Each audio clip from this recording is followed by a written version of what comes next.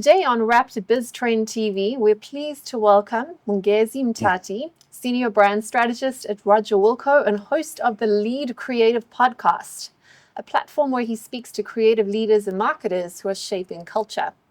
He's worked on brands like Nestle, Standard Bank, and Babcock, and contributes insights to the Township CX Report, an influential study which has been featured in the media, such as CNBC Africa, CNN, Forbes, and many others.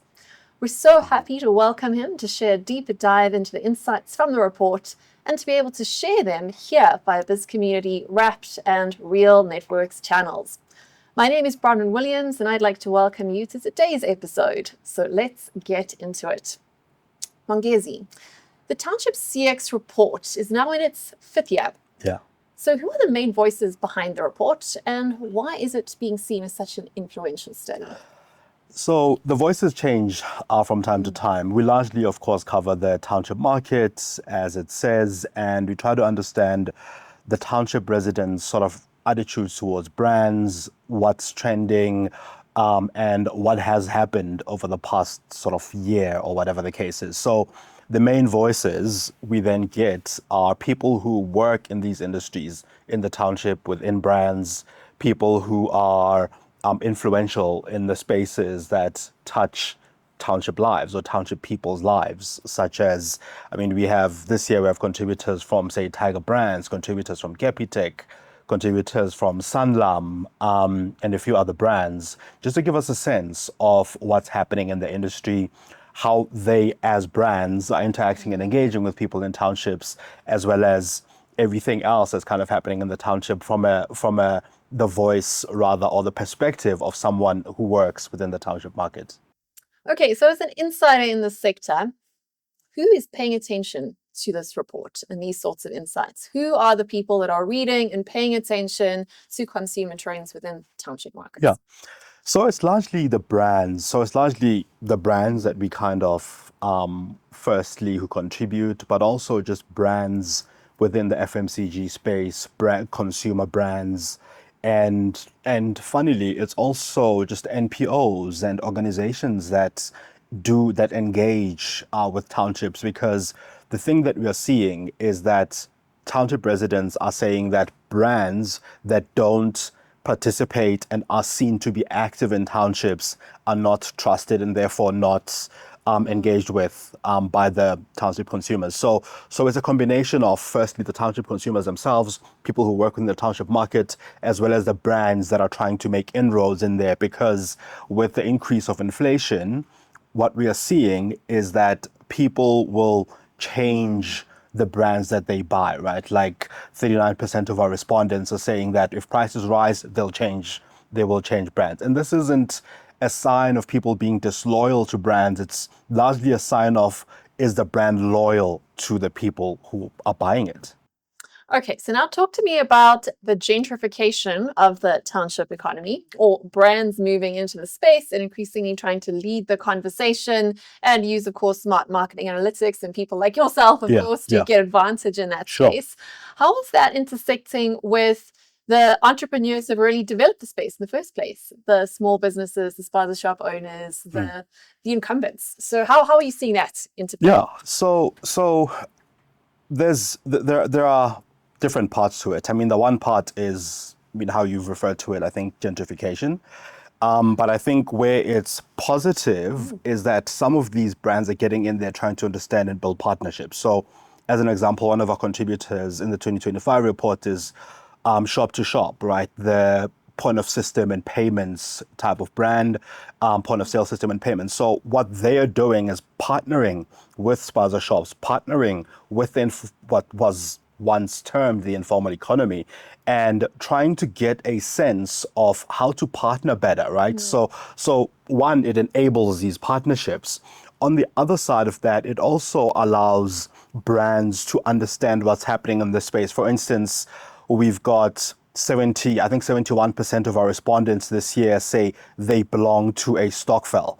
And of course, with Stokvels doing group buying at stores that sell in bulk, those brands are able to understand how these groups operate and how these groups plan.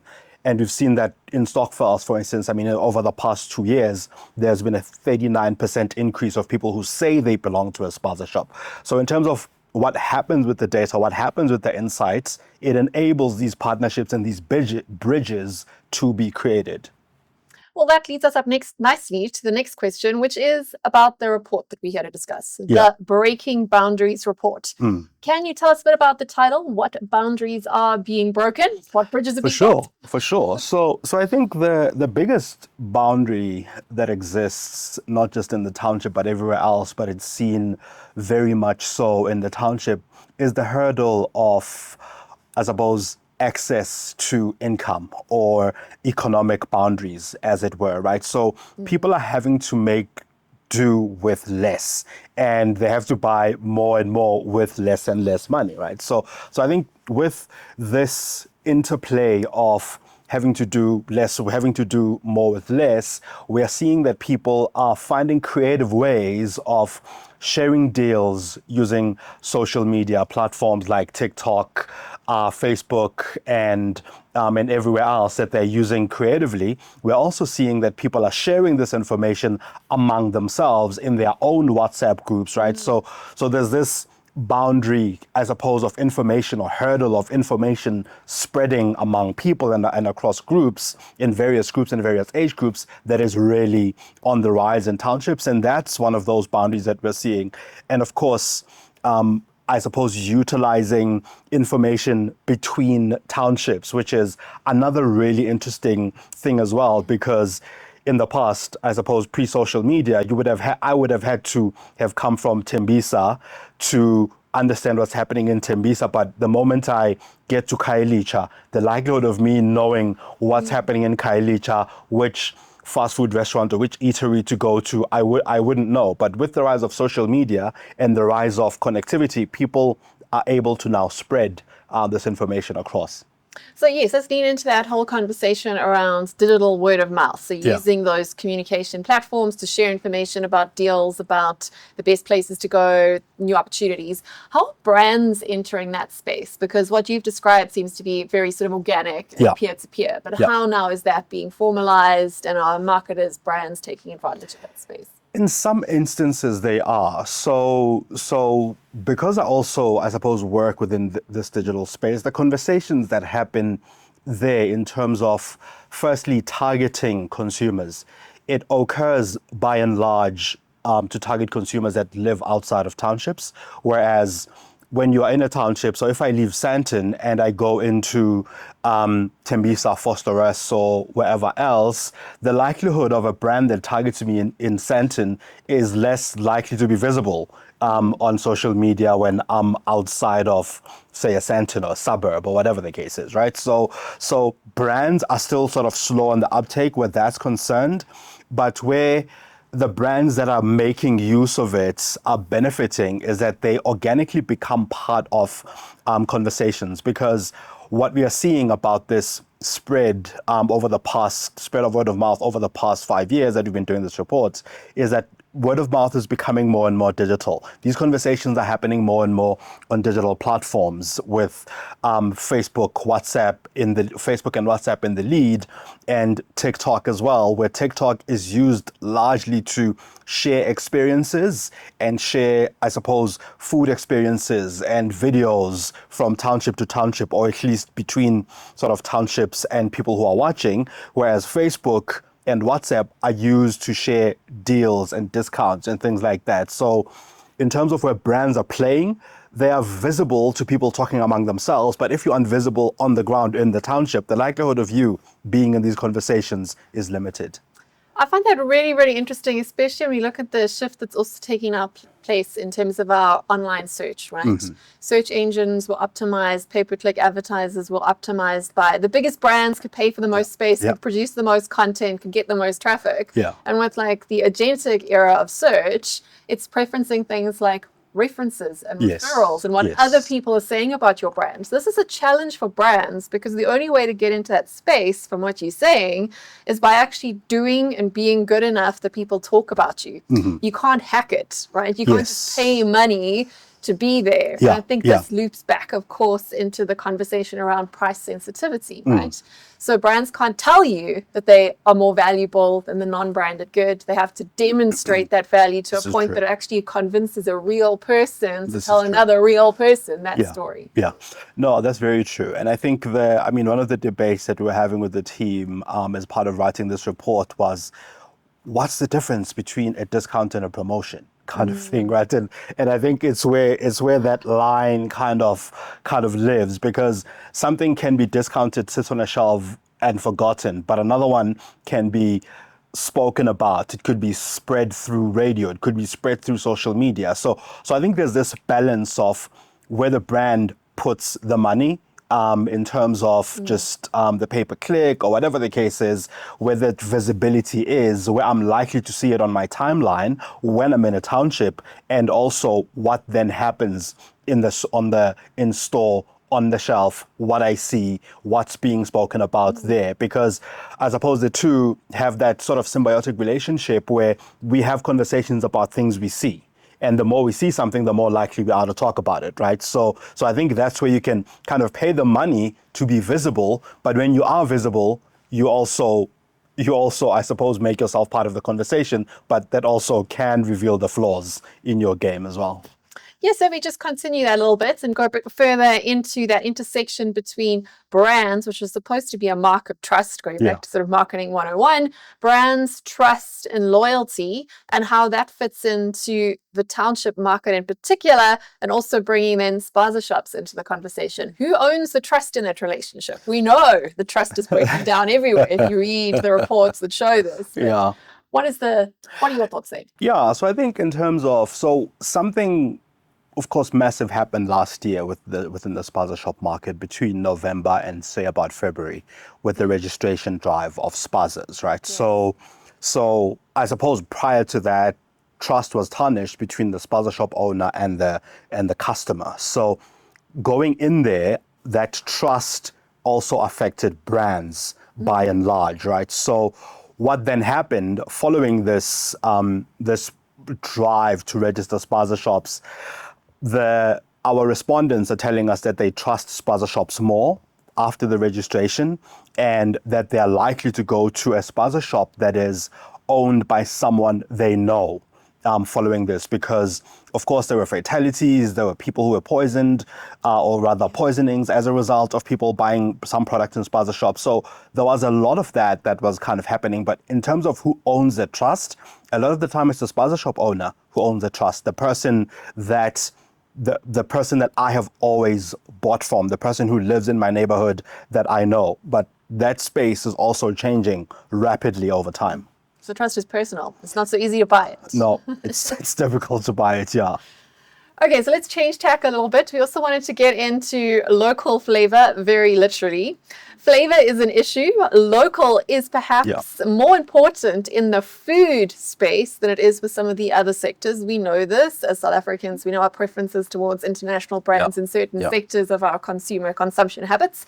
But when it comes to food, a lot of international fast food chains have had a particularly hard time or made a particularly bad job of trying to enter into our marketplace. What are your comments there as to how they could perhaps do better, and or what the opportunity is for local brands to service local tastes? Yeah. So let me rather start here, right? So because people move around from township to township, from wherever they stay to a different place, we are all traveling all the time, having different experiences. So in a township that I know, that I'm familiar with, I will know where to buy my fast food. I will know which fast food outlet to trust. But the moment I move from there to a different place, I'm much more likely to buy from a franchise, from a branded type of experience, because I know what to expect there. So as a result, we are seeing that, for instance, KFC is trusted by 31% of our respondents, Chicken Licken by 27%, by about 23% of our respondents. But then when we delve a little bit deeper to ask, what local township food experiences do you like and do you have? Then we start seeing that 27% of people are saying, I go to the local Shisanyama if I'm looking for fast food. I go to the local Kota outlet to buy a Kota or a Bani Chow from a store that I know, from a store owner that I know. That again is one of these things where no two places sell exactly the same sort of Kota or Bani Chow. No, so if I buy one in Soweto and I buy another one in Kailicha or in Langa in Cape Town, it's not going to taste the same. It's not going to be the same. So this is, I suppose, one of the things. How big brands, I suppose, can not tap into that market, but have this play along with this market is people buy you for what they've come to know and trust. So it's not always that, it isn't always the case that you need to almost pander to people's taste as a result. I mean, there was a case, I think 2 years ago, of KFC trying to get into that space. There was backlash. This always happens in this sort of brand space. So I think it's this balance between appropriation and appreciation of culture and things that happen in this market. Okay, I think we've covered quite a lot of ground. Let's take a step back and maybe if you can summarize for yourself, what are the top 3 takeaways as a brand strategist you would be looking at from this report? Sure. So I think the top ones that I think would be I think understanding what happens when people struggle, when there are economic constraints, and how can I fit within those economic constraints as a brand. So what happens is that people change brands, people change experiences, people look for better deals. And as a brand, you can't always be discounting yourself or discounting your products all the time. But what you can do is show that you are loyal to the communities that you deal with, and no two townships are the same. So find ways of being present, even in tough economic times when people are kind of looking. The other one, which is the biggest chapter in this year's reports, is the chapter on money. Just savings, stokvels, loans, banking, payments, and all of that. So what we are seeing in that space is that, again, community trust matters a lot. So most people have funeral insurance rather than life and medical aid in the township market. Most people have funeral insurance, and a lot of them are saying they take up their funeral insurance with the local funeral parlor rather than an established brand. So how do you, as an established brand, again, partner, be present? There's also a big takeout of 91% of our respondents say they have a bank account, but they don't use their card a lot. They feel like their banks don't trust them much. They feel like, rather, they don't trust banks much. They feel like their banks don't understand them much. They withdraw the money and use cash. They use the bank for convenience purposes to receive their money, but they don't use their bank account to transact. So that's another way that I would go, if I'm a bank, if I'm a financial services institution, what am I doing to build trust and to enable people to use my products and my brand more often than just once a month when they get their money and withdraw and then go use their cash. Amazing. And one more question on the report itself, and that is, what is the one thing that you see brands getting the most wrong when it comes to this market? I think the one thing, and I mean, I think for the most part of this conversation, we've been saying the township. There is no township. There are townships, and we shouldn't see townships as the same. It's just that for the purposes of research, we try as much as possible to narrow it down by location, to narrow it down by age group, by gender. But you should, if you're trying to understand the township market, be present, be visible, and don't see townships are not monolithic. Yeah. And now looking ahead to the next 5 years, what is your biggest and or most surprising prediction about how this market is going to evolve? I think the biggest thing is it's going to evolve digitally, and it's not going to evolve digitally in ways that we expect, because different communities and different individuals interact and engage with digital platforms and the digital world differently.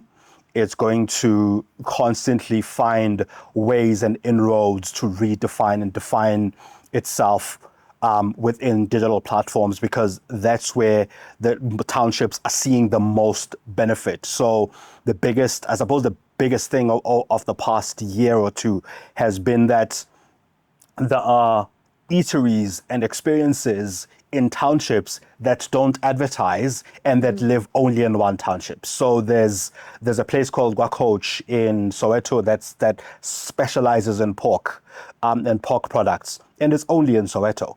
But people in Cape Town, in Durban know about this place and would seek it out only because it was spread so much on social media and on TikTok and by people who've been spreading it. So I think while it's becoming a branded world, I believe it's going to become more and more an experiential world, especially in the township. That's an amazing insight. I don't think many people have thought about it in that way. And that's a wrap on today's episode. A huge thank you to Mongezi for unpacking the Township CX report and helping us understand the evolving dynamics of the not monoculture that is the township market. From digital word of mouth to shifting shopping behaviors, it's clear that these communities are at the cutting edge of consumer innovation. If today's conversation has sparked new ideas for you, don't forget to like, subscribe, and follow us on RAPT BizTrendsTV. You can also catch us on Biz Community, the Real Network, YouTube, Spotify, and Apple Podcasts. On behalf of me, Bronwyn Williams, and my guest today, Biz Community and Rapt Creative, thank you for tuning in. We'll see you next time with more exciting trends and insights.